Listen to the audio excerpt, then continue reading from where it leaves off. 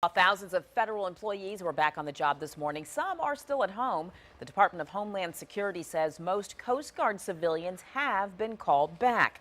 10 on your side's Liz Palka talked to someone entering his second week of the furlough, and he had some good news to share. Nicole, we met with William Brown early this morning. He finally got the call around 3:45. He's going back to work tomorrow, so good news for him.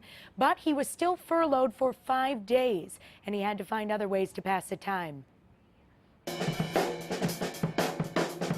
William Brown is getting in some extra practice these days when he's not working on his drum set. I've been getting a lot done at the house, taking care of the yard and cleaning. He's one of the many Coast Guard civilians who couldn't go to work last week. Staying home and not spending money is basically what I'm doing. You know, looking at things as a necessity and not a want. Brown provides facility maintenance for the Coast Guard. He's also retired active duty. He's fortunate he's been doing okay.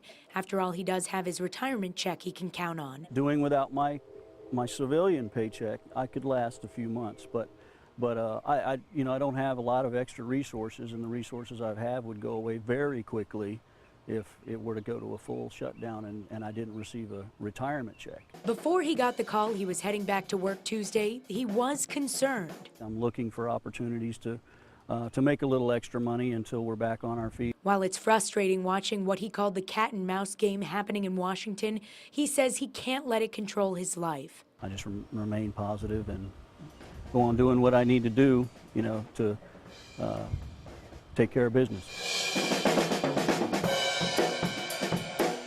And he certainly has a good attitude about everything. Brown is going back to work because of his position as a civilian. The Department of Homeland Security acting secretary says he's eliminating furloughs for those who directly support service members. He also says he's trying to bring all Coast Guard civilians back as soon as possible. I'm Liz Palka, 10 on your side.